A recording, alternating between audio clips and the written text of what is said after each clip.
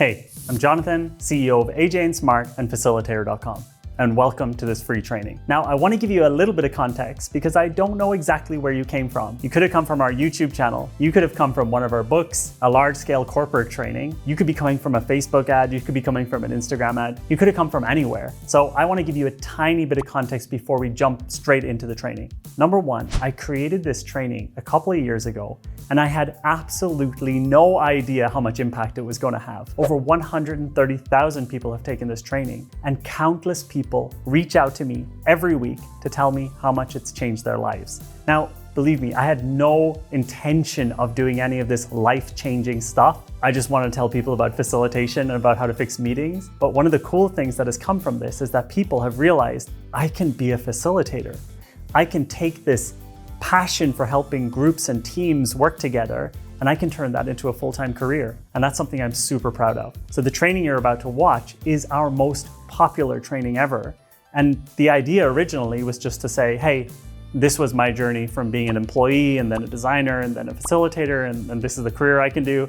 But the results of it have been really, really inspiring to me. So, I'm recording this after the fact. You'll see in the video that I have different haircut and I'm not wearing glasses. I'm the same guy though. And it's just one of these things which completely exploded and we just didn't expect here at AJ&Smart. Number two, what is this training about? A little reminder, it's a training that shows you how to help teams go from collaboration chaos, broken meetings, people not being able to get stuff done and solve problems together, how to take that and how to add skills, the skills of a facilitator, to help these teams get more done. And by doing that, you put yourself in the position at a company or as a consultant as someone who can actually dramatically improve teamwork and dramatically increase the amount of efficiency for group collaboration. And that's one of the most important things at companies. Even today, even in the age of artificial intelligence, people still need to come together, whether in person or online, and make decisions about what they're going to work on.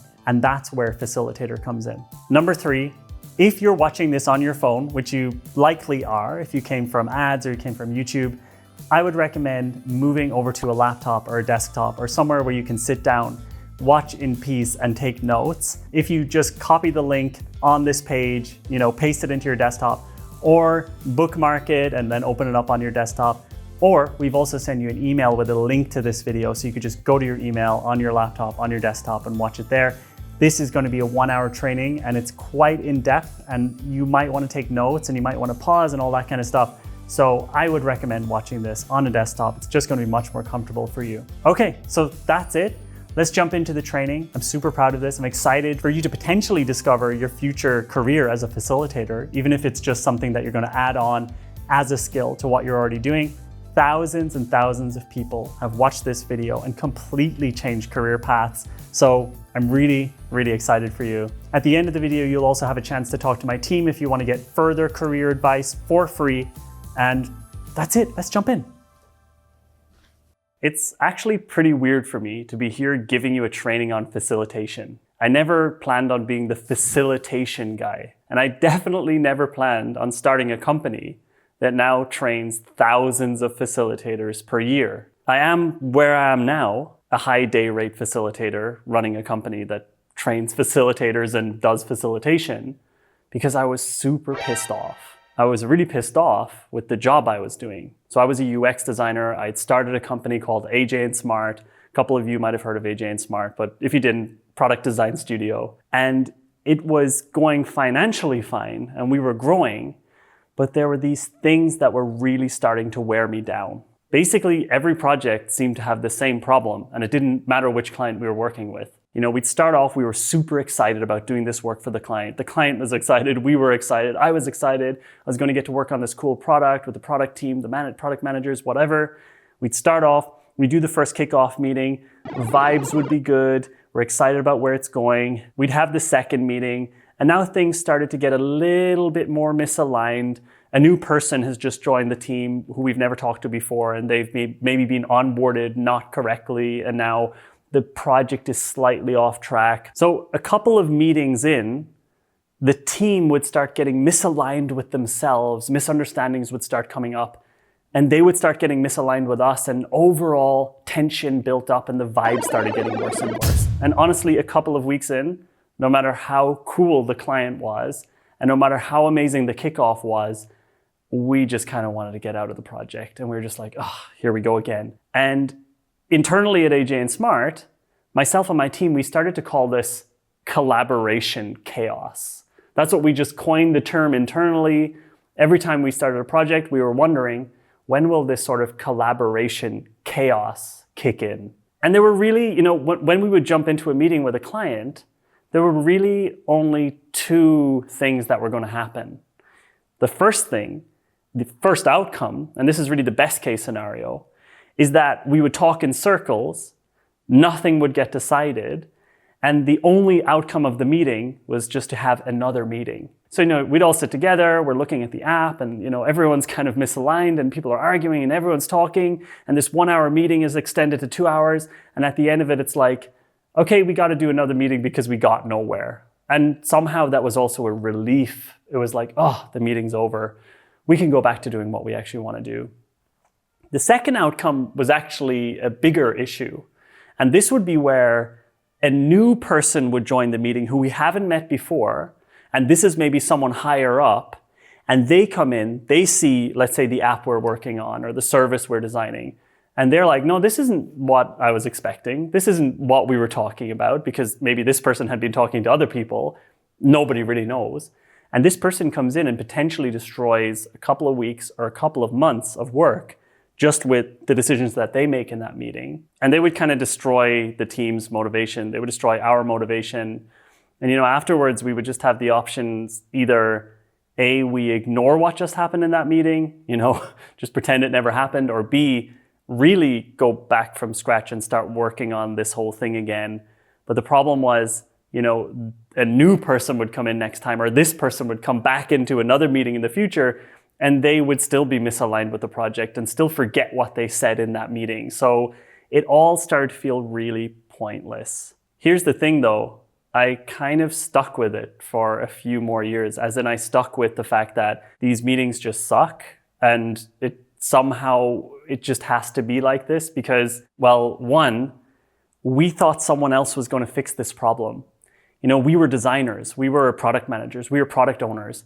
It wasn't really our job to fix the company's collaboration and communication issues. And we kind of thought like, there's going to be some coach coming in or someone will come and fix this problem. Two, we were getting paid anyway, right? So we were getting paid, the team working at these companies were getting paid, and there was this kind of feeling like, well, these meetings suck, but we're still getting paid. And actually for us as consultants, the projects went on even longer, and therefore we would get even paid more if the projects went on and on and on and on. And if the meetings were bad, we would actually get paid more. So weirdly, we were incentivized for all of this system to kind of suck. And then the third thing, and that's maybe the most important, is that we would talk to other people who are years ahead of us in our career. And the feeling was meetings and get-togethers like this were sort of the tax you had to pay to do the actual work you wanted to do. And it wasn't just designers, it was everyone working in these companies. It was the developers, it was people on the marketing team. We'd get together after these meetings and the vibe was, yeah, that's how it always is. And it's not just this company, it's every company. And I was looking forward, I was looking at like, where is this all going? And I was talking to people, who were 7-8 years ahead of me. And I started to realize, and I saw this image actually, and it really recently, it struck with me. Like when you start, you're so excited about getting into your field, like whether it is UX, whether it's UI, it was UX in my case. And a couple of years into it, you're just like, oh God. And that, like this image, it's a joke, whatever. But if you look for memes of any type of job, like it really doesn't matter what it is, there's always this thing that people start off excited about it. And then the client or the boss basically makes them hate their lives. And it always comes back to meetings and miscommunication as well. It did eventually wear me down though. And basically it was this moment in 2015. We were a couple of years into AJ&Smart, many years into, exactly 5 years into running the business. And I just started to realize maybe actually this is not going to get fixed. I was sitting in a meeting I was there with an external consultant, not from the AJ&Smart team. The tension was so unbelievably high in this meeting. And one of the consultants just broke down into tears, and he even smashed his laptop on the table, broke it, and left. And I was sitting there in the corner just like sheepishly awkward at this high level meeting, just kind of unable to do anything. There was nothing I could do about it. I was a designer. It wasn't my job to solve this problem. But after I left this meeting, I realized either I need to just get out of this world, the like corporate product creation world, the innovation world, or I have to do something about it. And that was really the trigger for me. That moment was the trigger for me where I realized, either I need to figure this out, maybe no one else is going to try to figure this out for me, or I need to get out of this industry. But the problem is, this industry was kind of everything. It was every collaboration situation that I was seeing at every company. It didn't matter whether it was a startup, a small business, a corporate. The topic also didn't seem to matter. It seemed to be that this collaboration chaos thing was a disease that every company had. And for me, it was that trigger, it was that meeting and that moment of realizing there was these two paths for me that led me to create what I'm going to show you today, and that is the 5-1-6 method. What is the 5-1-6 method? Well, it's just a catchy name, catchy title that represents the 5 steps that you can take to become a top 1% facilitator and make 6 figures while doing it. And what does 6 figures mean in this case? Well, it means you're able to make a minimum of $100,000 per year. Actually, I would say that's the absolute baseline, doing facilitation work for companies and clients and teams. And on top of that, believe it or not, this trigger, this meeting, and then the journey afterwards led me to the point where I am today, where I actually love meetings. I actually get excited when I have some sort of a group session coming up because I know how to deal with them. I know how to lead these things. And it's really also a superpower. And no, just in case you're thinking it, the 5-1-6 method is not some get-rich-quick shit. It's actually my compressed learnings from the last decade of extremely hard work of trying to figure this stuff out. So it's not something where at the end of this training, it's like, boom, now you're making 6 figures, but I'm going to show you the path. I'm going to show you the blueprint. And that's really what the 5-1-6 method is. So who the hell am I? And why am I telling you stuff on the internet? Hello. My name is Jonathan. I'm originally from Ireland. I've been living in Germany for the last 12 years. And after trying to do full-time jobs at various companies in my early 20s, I realized this is not for me. And I started AJ&Smart with my co-founder, Michael, in my bedroom in Berlin. This is a beautiful shot of my bedroom in Berlin. I wasn't even really able to get to my bed because of our desk. It's very, very beautiful. And over the last 10 years, we've grown, we've become a global company, and we've been insanely lucky to work with the coolest brands in the world. Worked with companies like eBay, like Twitter, the New York Times, the United Nations World Food Program. We've helped companies get Google Best Apps of the Year awards, Apple Design Awards, all that good stuff. And that's just the tip of the iceberg of the companies we've had the chance to work with over the years. It's been really, really amazing. Oh, we also worked with Lego. That was really cool. We also run one of the biggest design, product, and facilitation YouTube channels on, well, YouTube. We've got almost 200,000 subscribers, and we've been making videos on there for like the last 4 years. Super fun. If you ever want to get deep into that whole product-y topic, make sure you check out the AJ&Smart YouTube channel. We also run workshopper.com, which is the #1 website for facilitators and coaches who want to run workshops. It's an amazing, amazing resource. That's workshopper.com. And that's basically just the main website of all of the sort of facilitation training stuff we do. I'm also the co-host of the Jake and Jonathan podcast, which is one of the top rated and most downloaded podcasts in this entire facilitation and product space. It's also very silly and very funny. If you ever just want to like numb your mind with random this voice and someone else's voice, you should check out Jake and Jonathan. Finally, I also wrote one of the most popular books on this topic of workshops and facilitation called The Workshopper Playbook. This book has been read by over 140,000 people, and physical copies of it, over 25,000 physical copies of this book has been sold.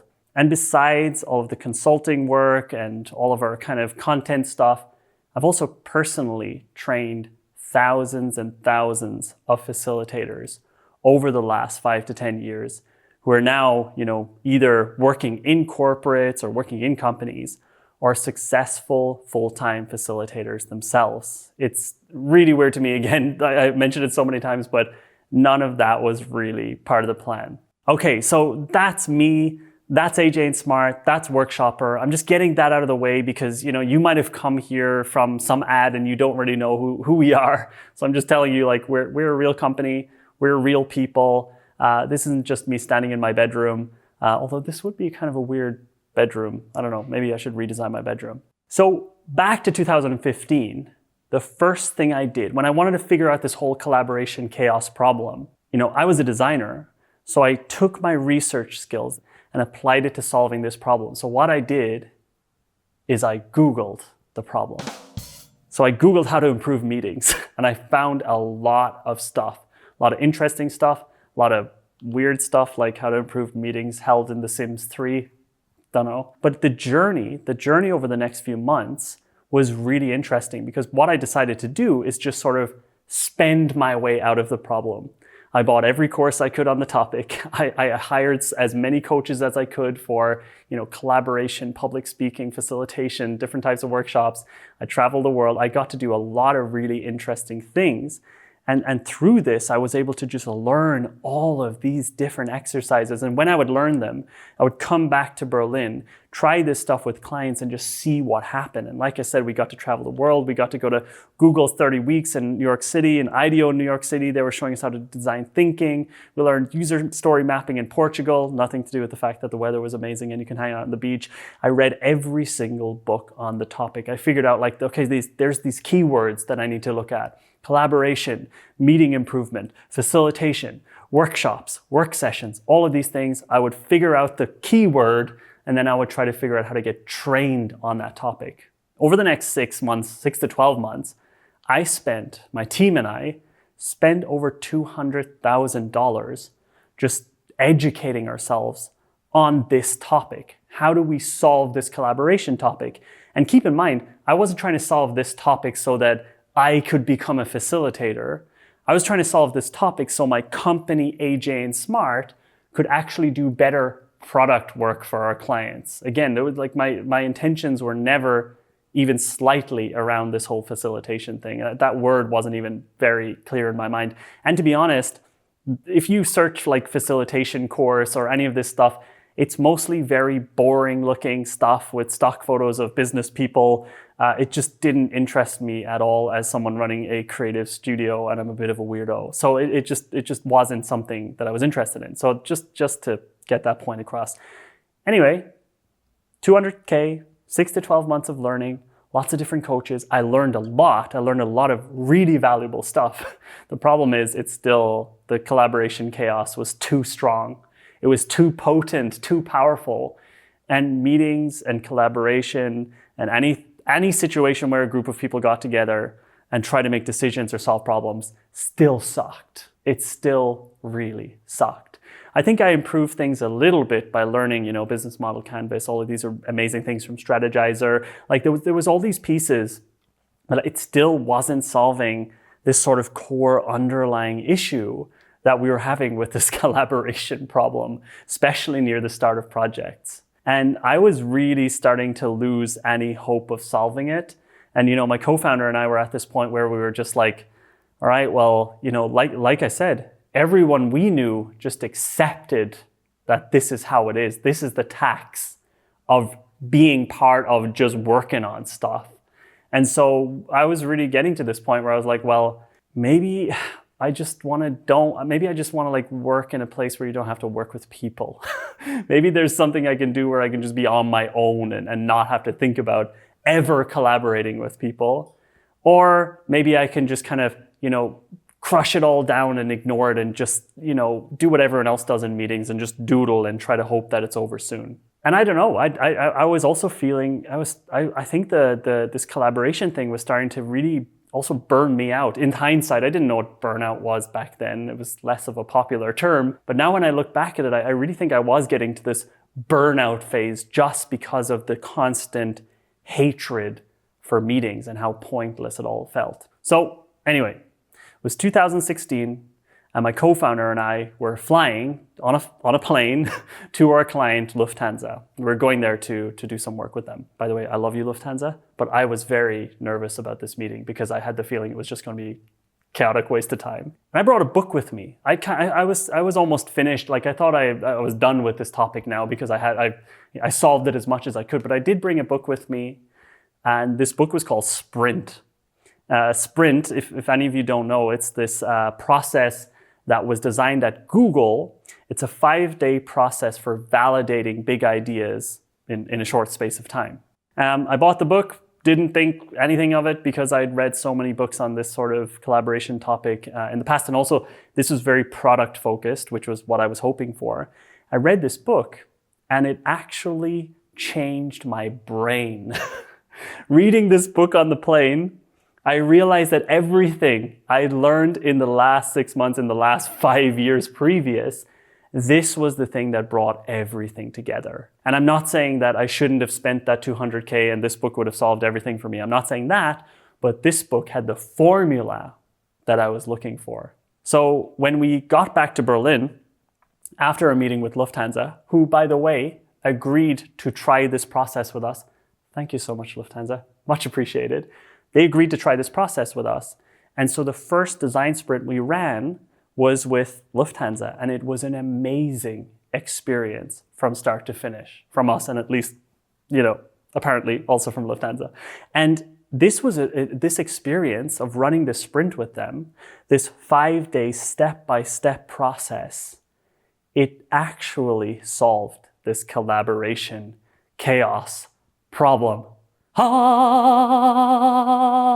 Seriously, it was a crazy moment at AJ&Smart. We realized all of these things we've been doing over the last few years, just looking back at them, we were shaking our head, how did we do projects like this? How did we just think about going into a room and having a random meeting? We would never, ever do this again. The sprint really changed the entire thing for AJ&Smart and for myself. So I was obsessed with the sprint process. I wanted to know everything about it. I became darkly obsessed with it. And for me, the only next step was to meet the guy who wrote it, Jake Knapp. I wanted to meet him. I wanted to sit down with him. I wanted to understand how he came up with this. I wanted to understand what his thinking was behind the sprint process. So I sent him an email. I was kind of shocked that he replied to me because he's a New York Times bestselling author and I was just some random Irish guy hanging out in Berlin.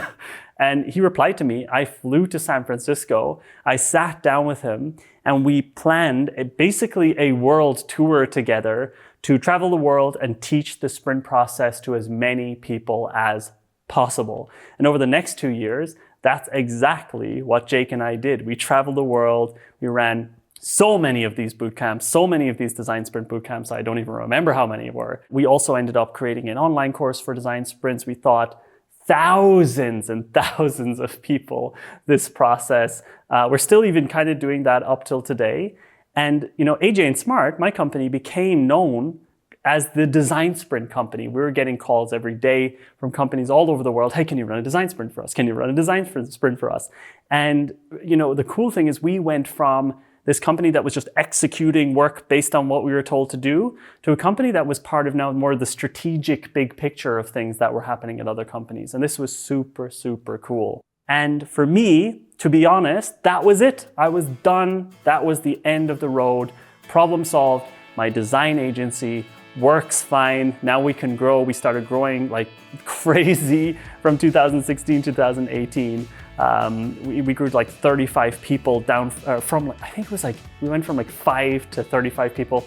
That was its own chaos. That's another story. But we grew, we got to travel the world. We got to work with the coolest companies in the world. And for me, that was it. I can go back to being a CEO of a design agency. Let's focus on making our design stuff better now. Let's always use the design sprint as the starting point of workshops, or the starting point of projects and we're done. But there was just this one issue. And this one issue, not necessarily an issue, but like I would run a design sprint for a client or a design sprint training for a company. And afterwards, people would come up to me and say, this is amazing. Like, I can see how this would change everything. But my company doesn't have 5 days to run something like this every week. And I want to use these systems in my normal meetings.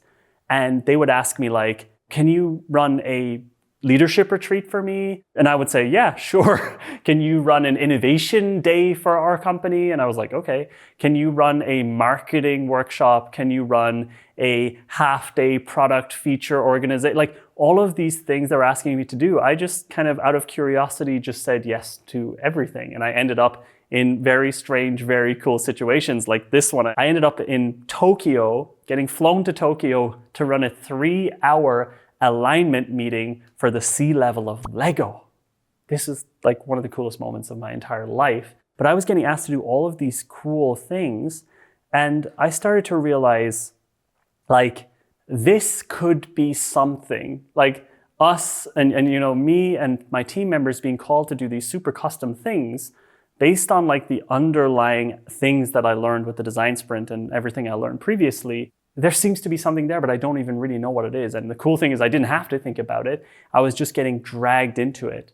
And so, we started Workshopper, which was our like customer-facing side of AJ&Smart, where we were saying, okay, let's actually teach people how to do these things that I know, like these 3 years or 4 years or 5 years of just learning every single method, plus the design sprint, plus doing all of these retreats and events and all of these things. I remember doing like a 1,500 person startup innovation week at Microsoft.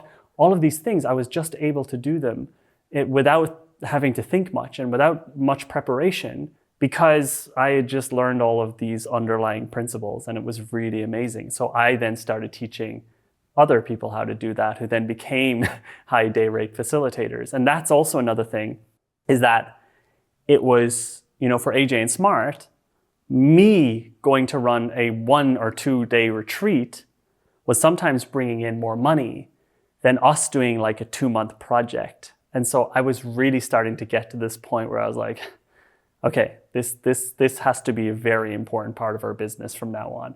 And that's where we are today. AJ&Smart and Workshopper, we're a company, we still do product stuff, we still do product work, but we're much more on the strategy side now, much more on the collaboration side now, and that's where I like to be, and that's what I love to do.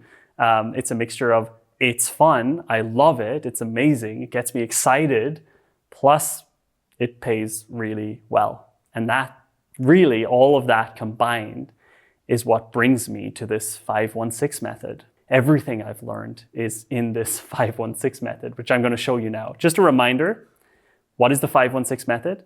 It's 5 steps that you can take to become a top 1% facilitator and earn 6 figures while doing it. That's the 516 method. I could have just called it 5 steps to getting more money, but 516 is maybe a bit more memorable and catchy. So before we jump into that, what do I actually mean by a 1% facilitator? Because that sounds kind of weird and maybe elitist. Well, a 1% facilitator is quite literally somebody who's better than 99% of other facilitators. And there's a lot of definitions of what better means. I'll go into that in the 516 method. And the other thing is that they get paid more than 99% of other facilitators, making more in 1 day of facilitation or running a workshop than most facilitators make in 1 month or 2 months or 3 months in many cases. And that's where I am today. That's where the people I train are at today. I know people who they do like 2 days of facilitation per month because they don't want to work so much and that's what they want to do. And that covers all of their expenses and actually gives them profit. And that's the beauty of this thing, is that it doesn't have to be this full-time working all the time thing. It's super flexible. I like to work a lot, but most of the time I don't want to be, I think I do like 3 facilitation things, 3 workshops per month. That's more than enough for someone like me who has other hobbies, other interests. Anyway, I'm getting too far down. That's what a 1% facilitator is. So let's jump straight into the 5-1-6 method. This is a good point to get your pen and paper out. There's not likely to be a replay of this video. It's kind of hosted on this private page. So get your pen and paper out. There's going to be some real nuggets in here that's going to help you get to this point, if you want to, of being a 1% facilitator. Okay, let's go straight to step number 1 of the 5 steps in the 5-1-6 method. A top 1% facilitator needs to know how to design any workshop for any team, regardless of the brief or constraints. This means you need to be able to run a 2-hour alignment workshop remotely, a 2-day leadership event in person, a 2-week product road mapping session. It doesn't really matter. No matter what comes at you, you need to be able to run it. A top 1% facilitator isn't bound by needing to do specific types of workshops like the design sprint. They're not worried or bound by constraints like how much time the client has or how many people are going to be in the room. And they're also especially not bound by subject matter. And that's an important thing. So for example, if a pharmaceutical company comes to you and says, hey, we want to run a decision-making workshop and we only have 1 hour. Now, you don't know anything about the pharmaceutical market or business. You still need to be able to run this workshop without having to get to know the entire business. And that's the beauty of being this 1% facilitator, is that you're unbelievably flexible. It doesn't matter who calls me. I go to every type of company. I help Silicon Valley companies with their tech products. I help pharmaceutical companies. It really doesn't matter to me what the specific subject is. And the reason why is that I design workshops based off first principles, not based on, hey, this specific workshop. And what is a first principle? Well, a first principle is a basic proposition or assumption that cannot be deduced from any other proposition or assumption. Okay, I also don't really know what that means. Well, what first principles means to me is that you learn the underlying rules and building blocks of a workshop rather than the surface level parts of a workshop or facilitation. An example of that, an easy example or an easy way to understand that is the TV show Salt, Fat, Acid, and Heat. These are the underlying elements of how cooking works. And because a Michelin star chef understands these underlying principles, these underlying elements, when they're coming up with a new meal or something special, they don't have to look for recipes. They don't have to think, okay, well, what did this other person do? They know the underlying principles of how this thing works. So they can do it on the fly, they can improvise. That's the beauty of knowing first principles versus just knowing surface level things. And honestly, that's the best way for me to recognize whether a facilitator is talented or not, or experienced or not. Does this person only know how to run a certain amount of exercises only in a specific subject matter area? Or can I send them on a flight to anywhere in the world to any client with any amount of time? And even halfway through the workshop, they can change things because they understand these first principles. Now, there's a lot more to this than I can teach you here in this amount of time. It would take me hours to go through the entire first principles, but I want to show you some of the underlying first principles of building a workshop so that you have an idea of what I'm talking about here. And these are not fancy scientific, these are super basic. So here are first principles of workshopping and facilitation. Number 1, discussions are sequenced. This means, in a normal meeting, discussions are all over the place. People are talking in any order that they want. People are talking over each other. In a workshop that you're facilitating, discussions are sequenced. A, B, C, A, B, C, or A, C, B. You're telling people when they can speak. You're facilitating the conversation. And step 2, principle number 2, is that then discussions are visualized. And this is one of the keys to a workshop. The space I'm in is one of the workshop spaces here in Berlin at AJ&Smart. And what you can see is that there are Post-its everywhere. This is not just so that this scene looks nice, although it does actually kind of look nice with all these colorful Post-its. But these Post-its, if you've ever seen that, sticky notes, whatever, that's just how we visualize group conversations. Trying to store all of these discussions in your head is impossible. It's pointless. But if you can visualize a conversation with sticky notes or however you want, then people can remember hours later what the discussion was earlier in the day. So discussions are sequenced. Number 3, we work alone together. This is an interesting one. And it's something I stole directly from the Design Sprint book. And this is basically the idea that when you have a group, when you're facilitating a group, many times during the workshop, you're asking people to work completely alone, isolated from each other, even though everyone's working towards the same goal. Why? Well, this is a great way to ensure that people have unique ideas that don't blend into each other until the time is right for that to happen. Often meetings are a place where people someone says an idea, someone else says an idea, someone else says an idea. And it's not like the best idea gets through. It's just like, what was the last idea, or who's a better presenter? With this we work alone together principle, even the shyest people in the room get to have their ideas out there. And that's really one of the beauty of this principle. Finally, there's always a decision. Remember earlier when I said the best case scenario is that the meetings would happen and then there was no decision, just another meeting?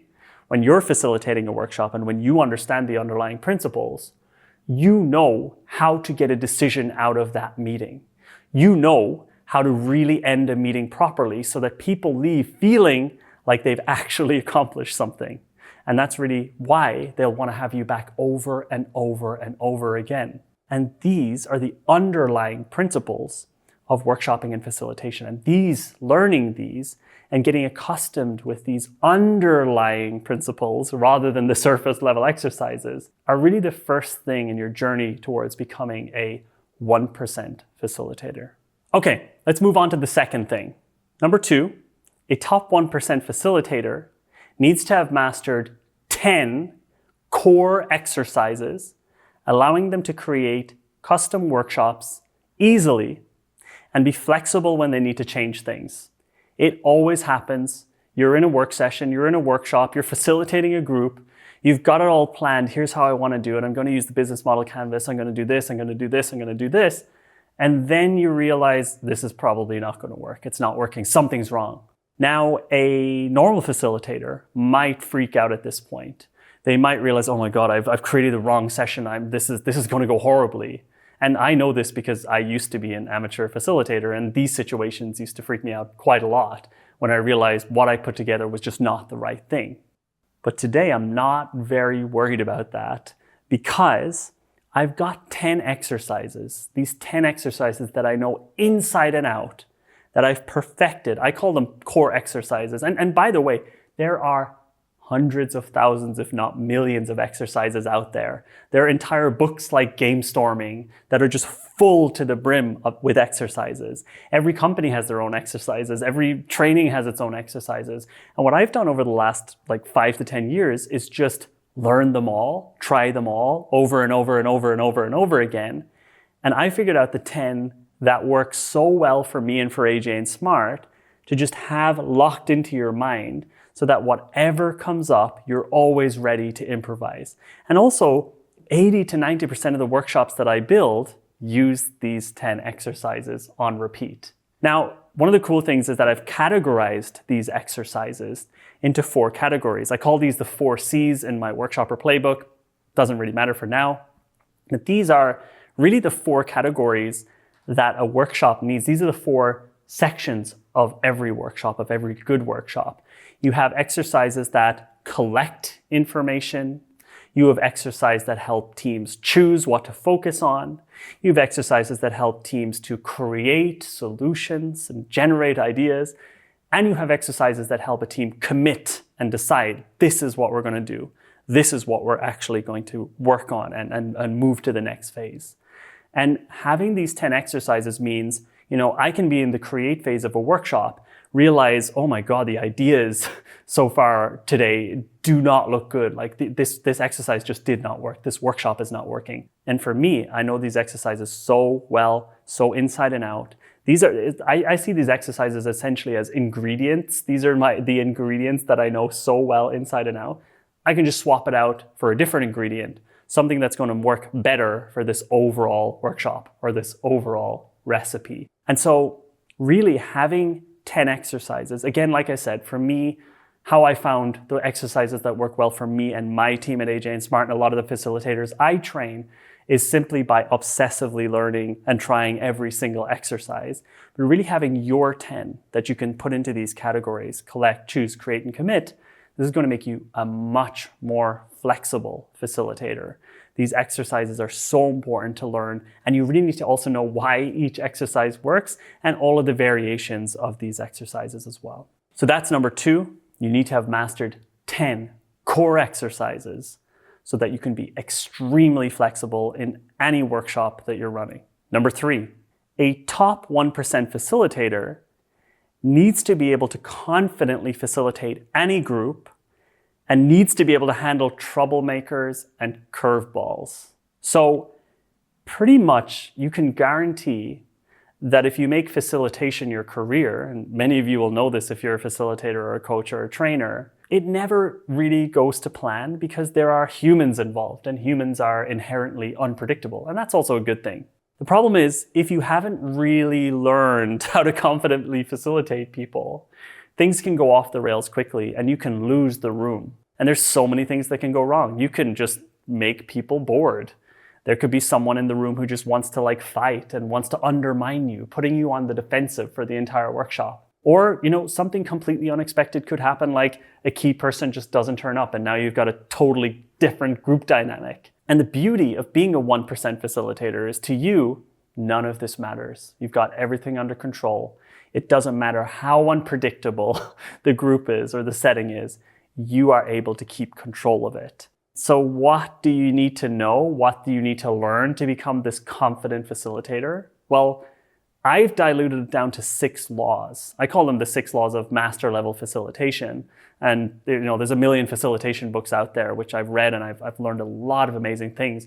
But these are really the 6 key things that I've learned, which for me separate the 90%, 99% of facilitators from the 1% best facilitators. And I'm going to talk about one of those laws here. The reason I'm not going to go through all 6 is because those 6 laws on their own would take many, many hours to teach you. And you'll even see that this one will take me a little while. But I want to teach you one of my favorites. And this law is: be the guide, not the hero. So many of you know Gandalf from The Lord of the Rings. He's a 300 or 500-year-old hairy wizard, and he's one of the main characters of The Lord of the Rings. But the weird thing, and I remember watching The Lord of the Rings for the first time, the weird thing is he's this, crazy, powerful wizard, but he doesn't help very often in the story.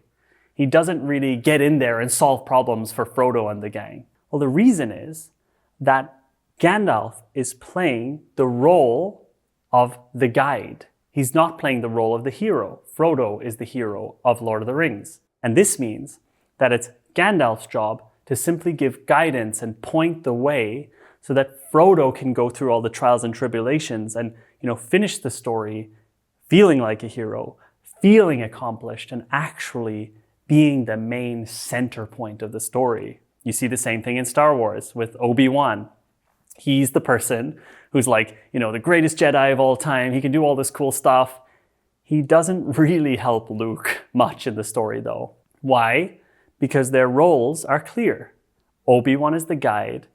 Luke is the hero. And this is what you need to be as the facilitator in a workshop, even though it is totally counterintuitive to what you might think you need to do. For me especially, as you can maybe see in this video, I'm pretty extroverted. I like to talk. I like to express myself.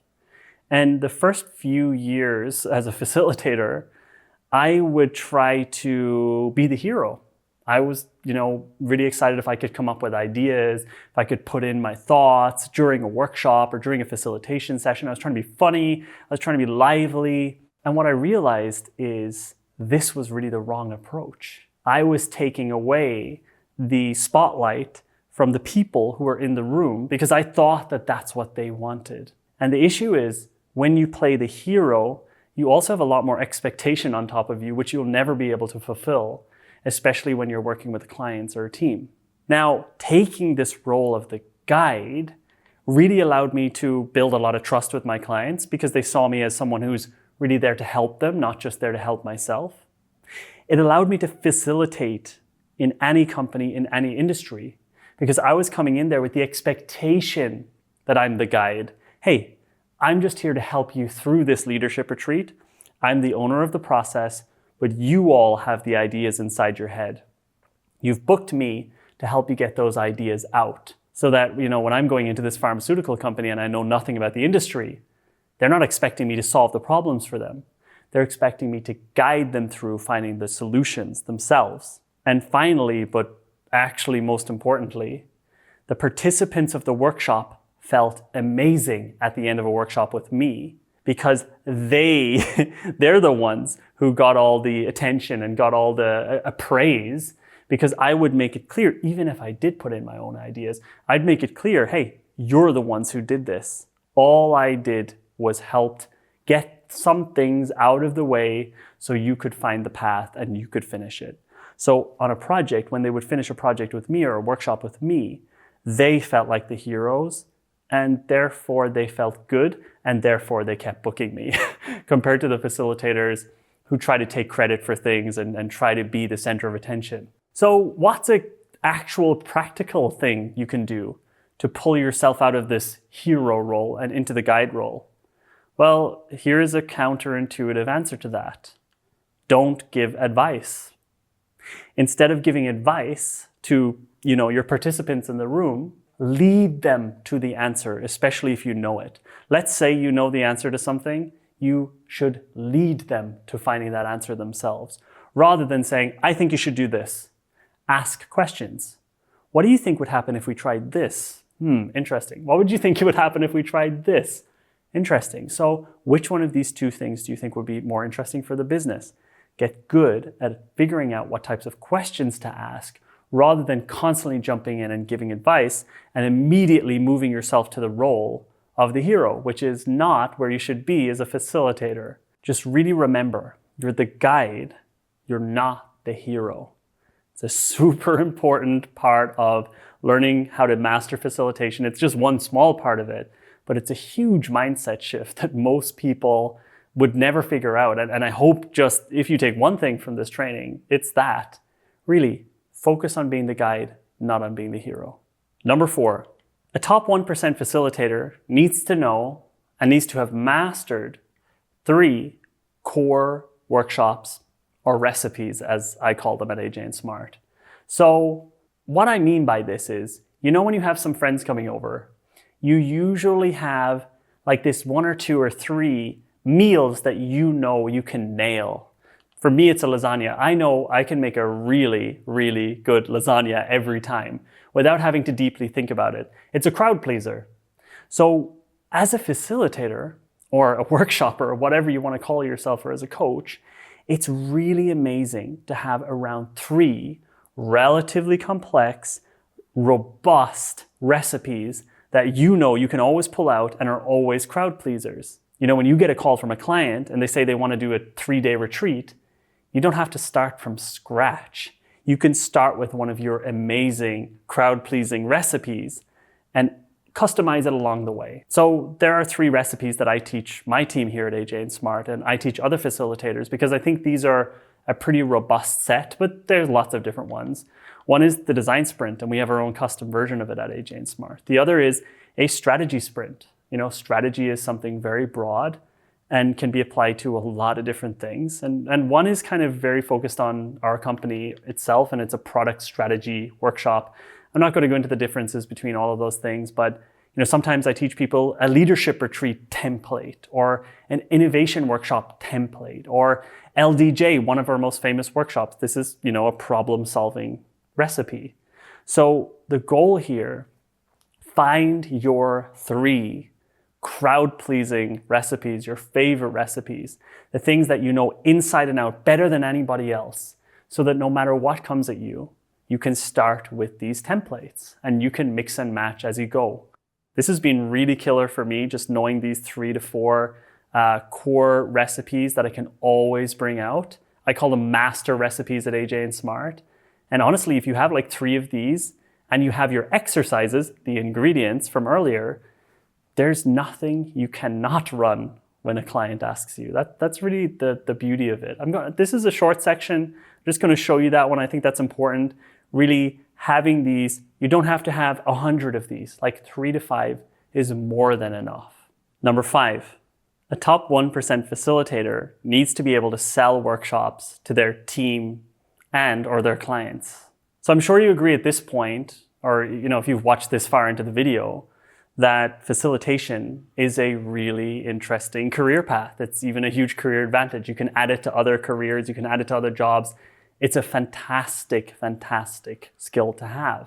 But what's any of that worth if you're not able to sell it or convince other people that this is something valuable? And the problem right now is that this workshopping or facilitation topic is so new, and this category of this person who can run anything is so new that 90% of organizations don't really know what it is, and so they also don't really know what to look for. And for them, new equals scary. For me, I tried a lot of things to raise awareness and to get work. I gave talks all around the world. We have, our YouTube channel. We really did a lot, but there were these 2 fundamental problems that I kept coming up against. One, people didn't know what workshops were or what this general topic was. It was just all too abstract for them. And number 2, I didn't have a system to turn strangers into clients. And I think that's really the key. How do you turn strangers into clients?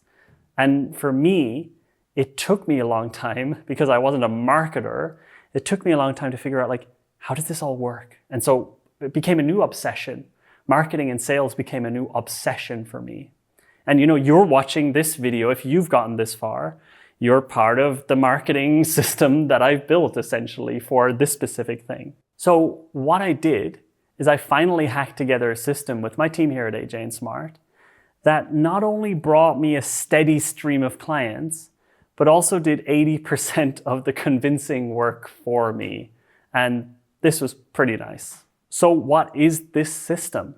This system is called a sales funnel. And that's even that terminology is something that most facilitators don't even know about. They just wait around for clients to come to them, and it sort of happens sometimes, and then it sort of doesn't happen other times, and you have this feast and famine thing. But if you want to be confident that you actually get qualified clients, people calling you and setting up calls with you and emailing you, you have to build a system. And that system for us is a sales funnel. It's a simple step-by-step system that turns strangers into clients through a series of landing pages and lead magnets. It's actually relatively simple to set up. It's not rocket science at all.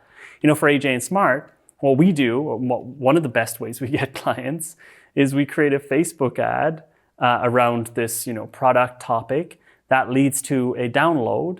And that download sends a series of emails that leads to someone getting excited about the topic and jumping on a call with us. This whole marketing topic for me became an obsession to the point where, myself and my team ended up getting this marketing award at one of the biggest marketing conferences in the world for building one of these sales funnels that was producing over $1 million worth of sales per year. This is, again, something I completely didn't expect. And honestly, similar to the facilitation thing, I just realized, if I want to start making money from this, I also have to become good at marketing. And another thing people usually ask me when I tell them this is, yeah, but that doesn't work for getting corporate clients, because corporate clients aren't on Facebook, they're not checking ads. It absolutely does work for getting corporate clients. All of AJ&Smart's clients are corporates, like eBay, like all these companies, they are corporate clients. Like they come through these funnels for us. They come through these sales funnels warmed up and ready to get on a call. In our group, in one of our facilitation groups, you can see people posting every day about closing deals. Like, what is this? Design sprint deal closed. Here's what I used from AJ&Smart. They're taking these simple systems, and these systems learned from many, many years of marketing, and applying them to consulting, applying them to getting facilitation work. And that's really one of the beauties of building these automated funnels and automated systems.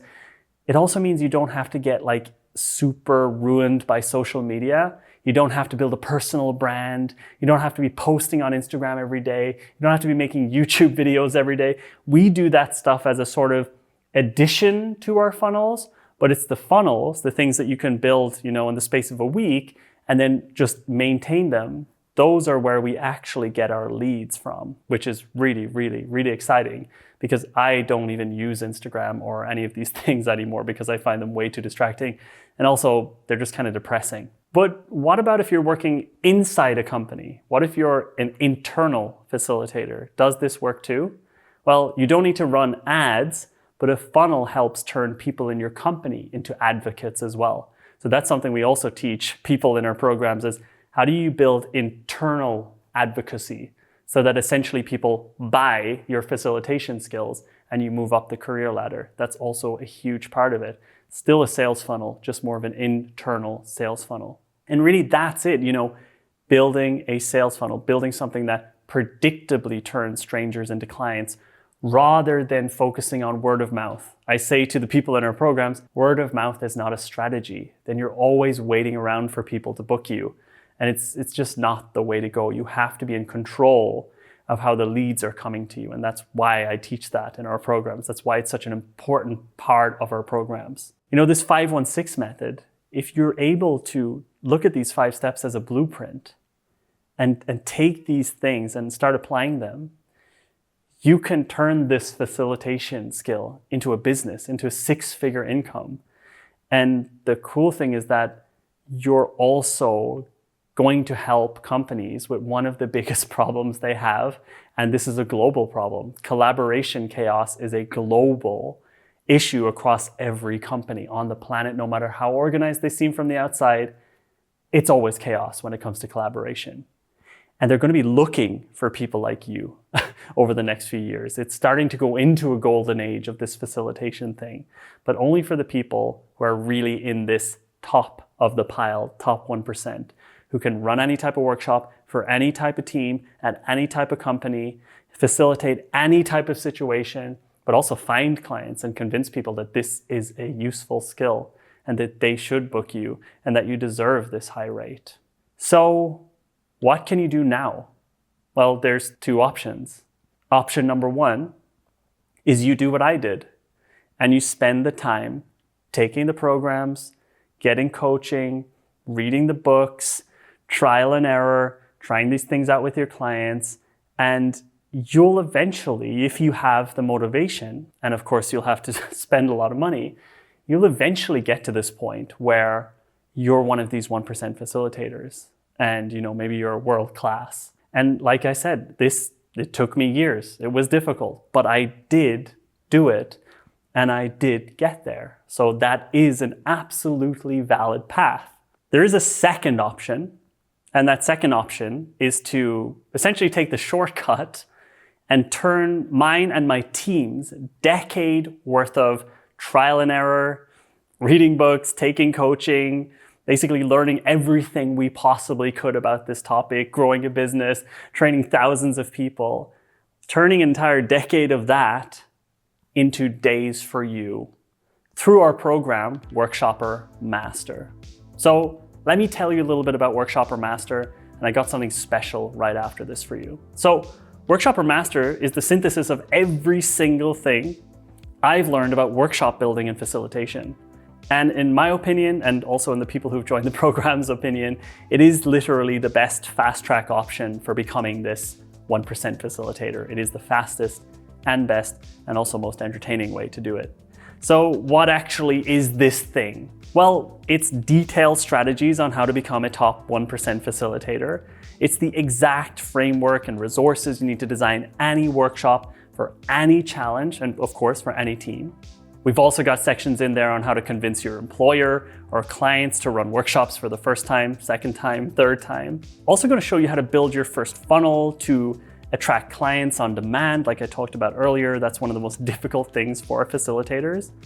And it's going to just make facilitating workshops and building workshops feel less stressful, take less time, and just actually feel enjoyable overall. You also get trained on our 3 and now ever-growing master recipes that we use at AJ&Smart and at Workshopper.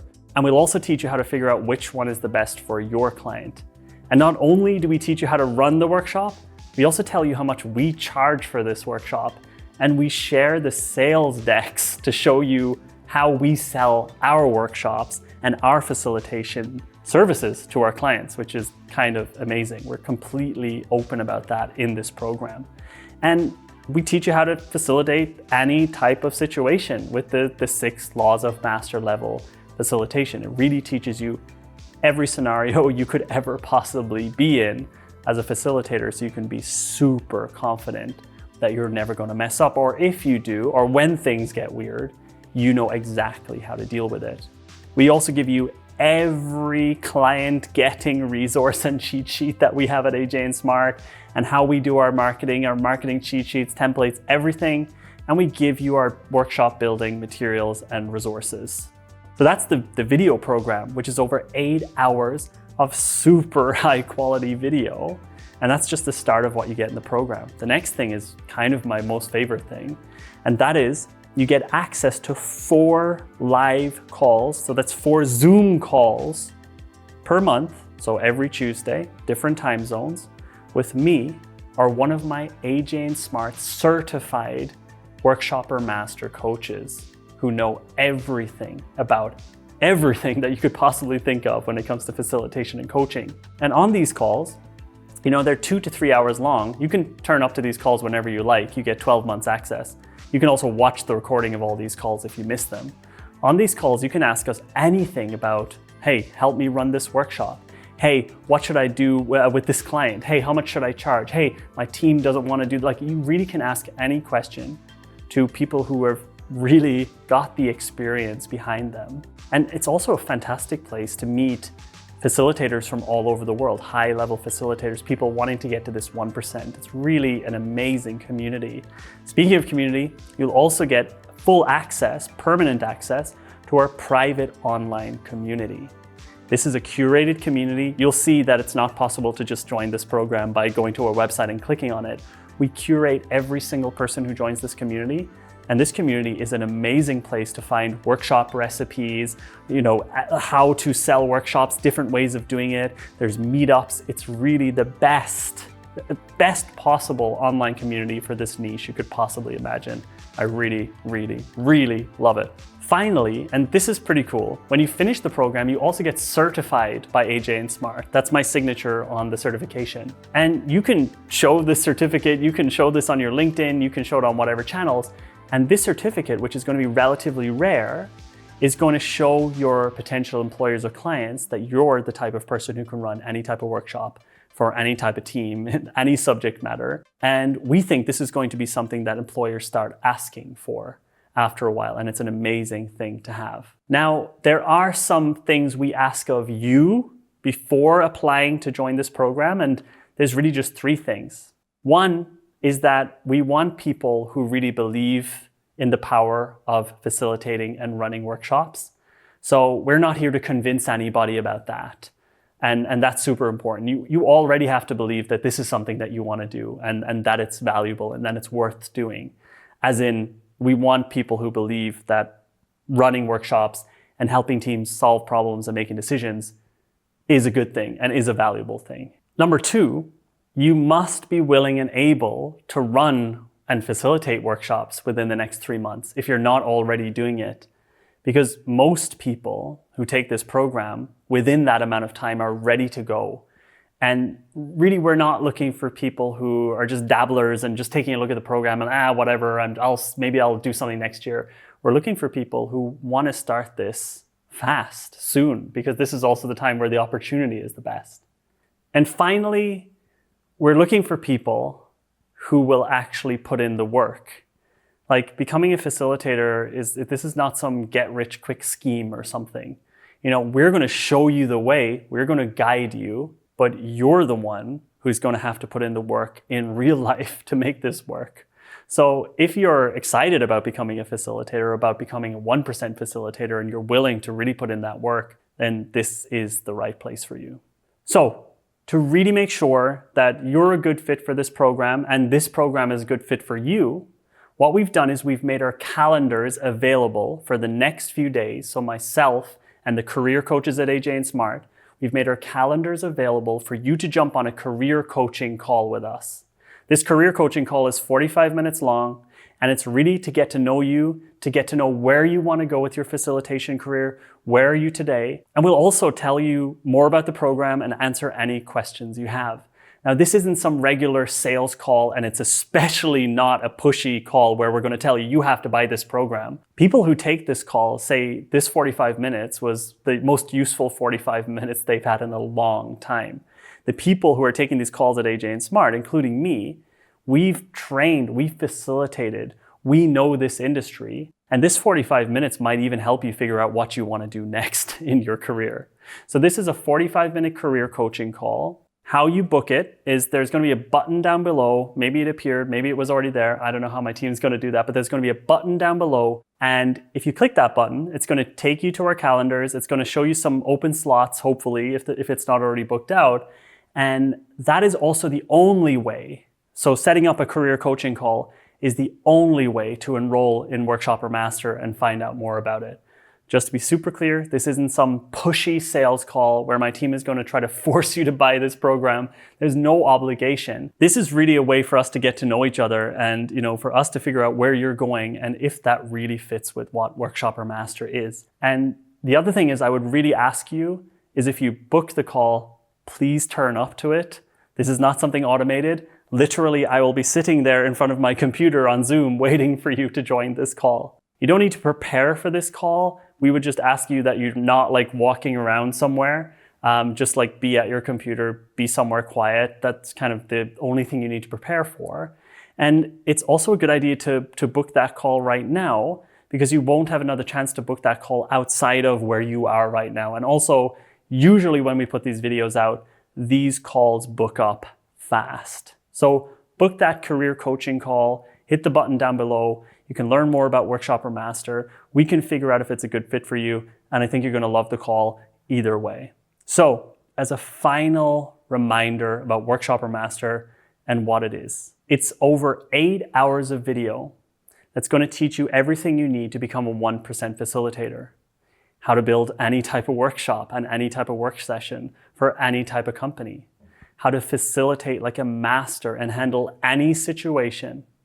And really, the exercises that you need so you can forget all the other exercises and not have to read every book and Google everything. We've got everything in there for you. And we also teach you how to sell workshops, how to talk about workshops to people who wouldn't understand them.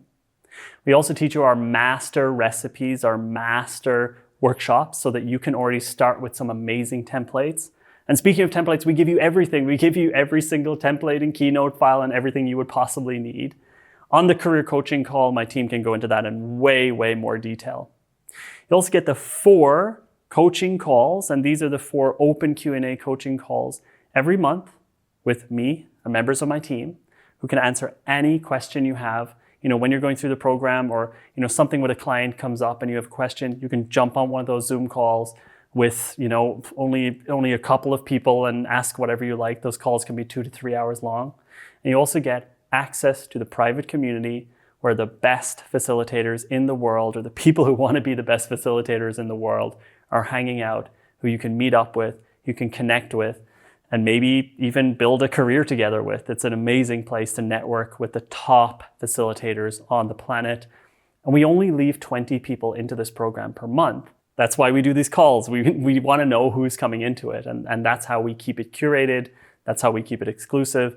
And that's how we keep it super useful for everyone. And finally, you also get the Workshop or Master certificate that you can show to your employers or your future clients, and essentially proves that you are really at the top of your game when it comes to facilitation. And that's really it. If you're interested in this whole facilitation thing, it's really a no-brainer to jump on a call with one of my team members or myself. 45 minutes career coaching call, buttons down below. Do that if you want to chat to us. Don't do that, all good. Thank you so much for your time. I hope you enjoyed this video. I hope you had some takeaways, and have a lovely day. See you later. Bye.